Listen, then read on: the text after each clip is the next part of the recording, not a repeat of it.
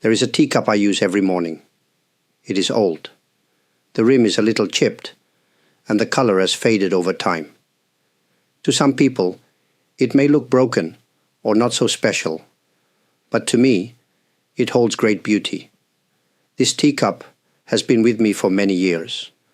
I remember the first time I used it. I was much younger then. I held it with care, not just because it was fragile, but because I knew that it would become part of my daily life. Over time, this came true. Each morning, I prepare tea and sit quietly. The steam rises, the warmth touches my hands, and I look at the teacup, its shape, the small crack on the side, the way the light hits its surface.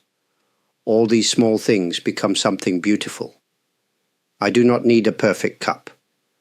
This one, with its age and marks, is enough, more than enough. We often think beauty must be big or new or rare, but that is not always true. Sometimes the most beautiful things are the ones we see every day without noticing. A teacup, a stone in the garden, a line of sunlight across the floor. These are easy to miss, but when we pay attention, we begin to see them clearly. The beauty in the teacup is not just in how it looks. It is in the memories it carries, the quiet mornings, the thoughts that passed through my mind while drinking, the calm that came from simply holding it. Beauty, then, is not always in the object itself. It is in the moment we share with it. If we always search for something more, something better, we miss what is already here. The teacup teaches me this every day. It reminds me to look closely, to see with gentle eyes, to appreciate what is in front of me, even if it seems small or plain. You may have something like this too. A cup, a chair, an old shirt. Look at it again. You may find a quiet kind of beauty waiting there. One evening I sat in my room and listened to the rain. It was soft at first. Then it grew stronger, tapping on the roof like a steady drum. The sound filled the space, and I stopped what I was doing. I just listened. The roof of this old temple has heard many rains, some heavy, some gentle. Some came with wind, others with silence. When I was young, I never paid much attention. Rain was just weather, something to get through, or something that got in the way. But as I grew older, I began to notice its sound. There is something deeply calming about rain on a roof. The way each drop joins the next, creating a rhythm that has no end or beginning. It does not ask for attention, but it gives peace when we offer it ours. On that evening, I felt the world slow down. No need to rush, no need to think much, just sit and let the rain speak. This roof has been here longer than I have. The wood has aged. Some tiles are not perfect. But when the rain falls, the roof does not complain. It simply receives. It holds the sound gently and shares it with anyone who cares to listen. We often chase silence in loud ways, by turning off noise or closing doors. But sometimes the sound itself can be a kind of silence. The rain does not ask questions. It does not judge. It just falls. And somehow, in that soft falling, it invites us to let go, to rest, to be here.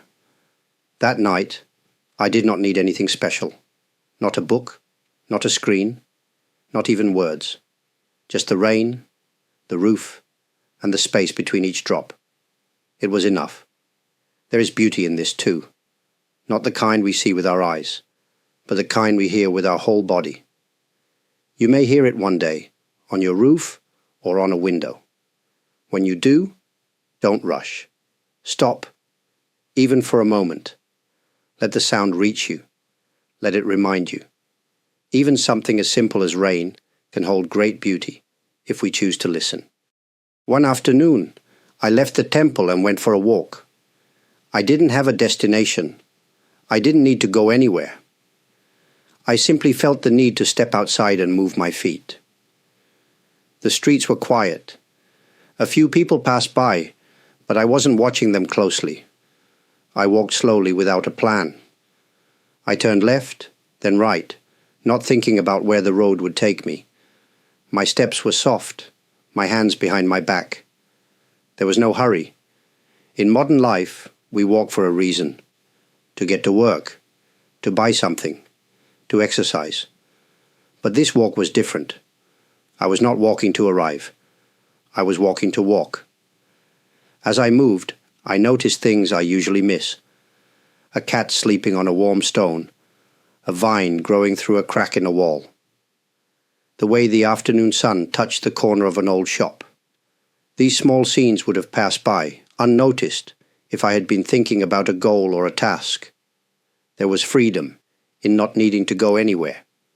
With no plan, I could see more, feel more. I didn't check the time. I didn't check my phone. I just let my feet take me. Some people may call this wasting time, but I feel it is the opposite. When we don't rush, time opens up. A short walk becomes full. Not with events, but with presence. With small, quiet moments. I remember stopping at a little bridge and looking at the water below. It wasn't a famous river, just a narrow stream moving gently. A leaf floated on the surface. I stood there for a long while, doing nothing. But in that nothing, I felt calm, even joy. We don't always need a reason to do something. Sometimes the act itself is enough. A walk can be more than a way to get somewhere. It can be a way to return, not to a place, but to yourself. If you find a moment today, take a walk, without a map, without a purpose. Let your steps be light. Let the world meet you, not through your eyes, but through your being. There is beauty in walking without knowing where you're going. In the kitchen of the temple, there is a bowl I often use. It is simple, no design, no bright colors. Some time ago, it fell. It did not break completely, but a small crack appeared across one side. Someone offered to throw it away and replace it. But I said no. I kept it. I still use that bowl every day. It holds rice just as well as before. The crack is still there, a thin line that runs like a river over its surface. I often look at it as I eat, and over time I realize that this small flaw taught me something. We usually think that things should be perfect, clean, new, without damage. We do the same with people. We expect them to always be strong, kind, patient. But life is not like that. Bowls crack. People get tired. We make mistakes. We feel sad. And yet none of this takes away our worth. The cracked bowl reminds me that something can still be useful, even if it has been hurt. It still holds warmth. It still carries food. It still serves others. In fact, the crack makes it more real to me. It has a story now. It has been through something, and it's still here. I think many of us carry small cracks inside. A memory, a loss, a regret. But those cracks do not mean we are broken. They mean we have lived. They are part of our shape now. Sometimes I run my finger gently along the edge of the bowl. I feel where it is not smooth, and I feel thankful, not just for the bowl, but for what it shows me, that we can continue, even with our cracks, that we do not need to hide them. You may have something like this too, a cracked cup, a worn book, or a memory that still aches. Look at it again, not as something ruined, but as something real, something that speaks quietly, saying, I am still here. I still matter. There is quiet beauty in what is not perfect, and sometimes that kind of beauty touches the heart more deeply than anything flawless ever could. Every morning, just after sunrise, light enters the temple through the wooden windows. It falls gently on the floor, creating soft patterns. Lines of gold and pale yellow stretch across the old wooden boards. I often sit and watch them before anyone else arrives. The light doesn't stay the same for long. It changes as the sun rises. At first, it is cool and blue. Then it warms, turning soft and golden. Shadows move slowly, like the breath of the earth. This quiet moment lasts only a short time, but in that short time, it feels like the world is holding its breath. I never try to take a photo. I do not try to save the moment. I simply sit and watch. The beauty is not just in the light, but in the way it passes. Gently, without trying to stay. It teaches me something each day. Beauty is not something we hold on to. It is something we meet, briefly, and then let go. The temple floor is not perfect. There are scratches and stains from years of use. But when the morning light touches it, these marks shine too. They become part of the beauty, not something to hide. Just like in life, our marks and stories are part of what makes us who we are. There is something very honest about morning light. It does not try to impress. It simply enters softly through an old window. It does not last, and it does not need to. That's what makes it so precious. Sometimes we chase big things, great successes, loud joys, clear answers. But moments like this remind me that even the smallest things can bring quiet happiness. A light on a floor, a still room, the sound of nothing, all of it, just for a little while. If you wake up early one day, don't rush to your tasks. Sit for a moment. Look around. You might see light touching your wall, or your table, or your hand. It may not seem like much, but if you really see it, it might stay in your heart long after it disappears. One chilly evening, I was walking back from a visit to a nearby village. The sun had already set, and the streets were mostly empty.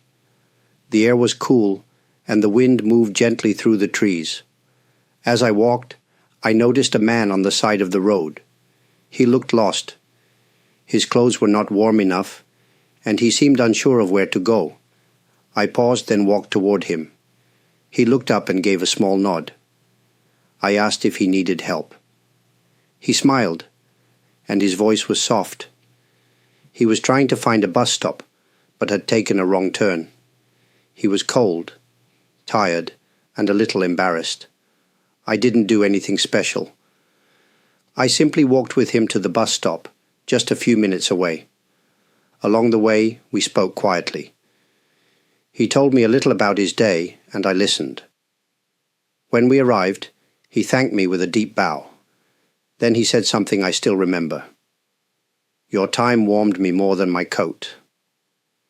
It was such a small thing, only a few minutes of walking. But to him, it mattered. And to me, it did too. His words stayed with me, like a soft echo in the quiet night.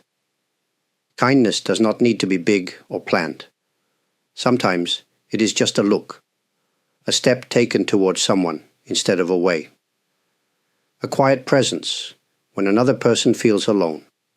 We often think kindness must be a great act, but often the most beautiful kindness is gentle, quiet, and easy to miss. That evening, on that quiet street, I was reminded that strangers are not so strange. We all get lost sometimes. We all feel cold, not just in body, but in heart. And we all feel a little safer when someone walks beside us, even for a short while.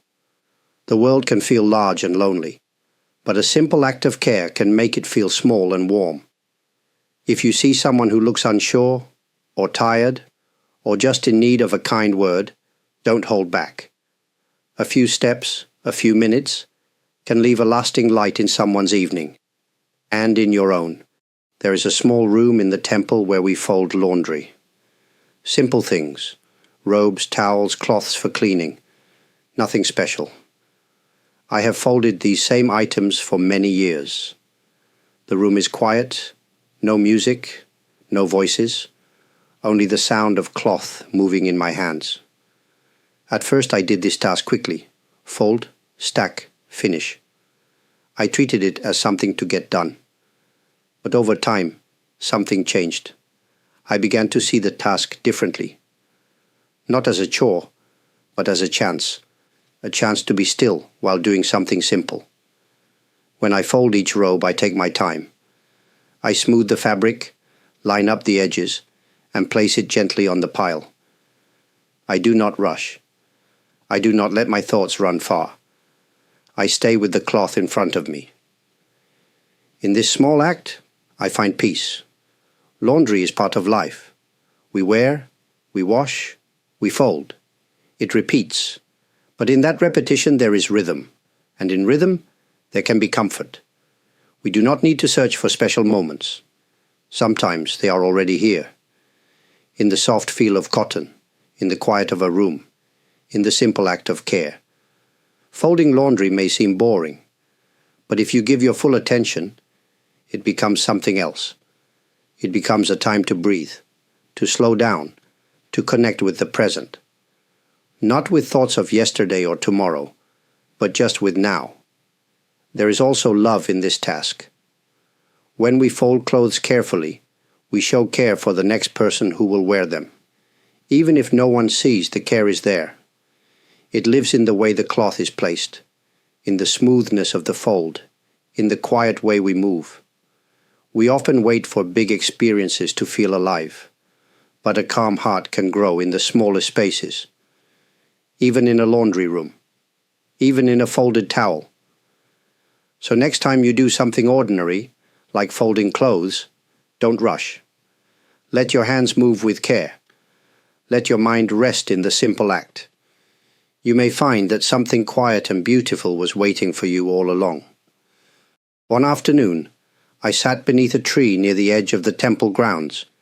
The air was still, no wind, no birdsong, no footsteps, just silence.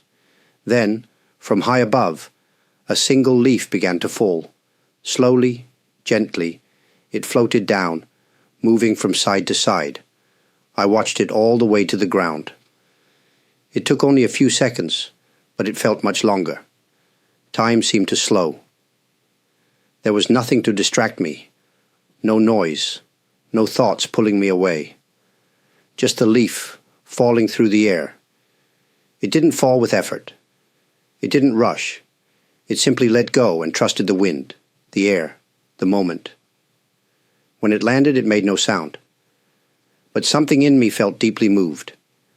We often live in noise. Our days are full of movement, plans, messages, voices. Even when we are alone, our minds are busy.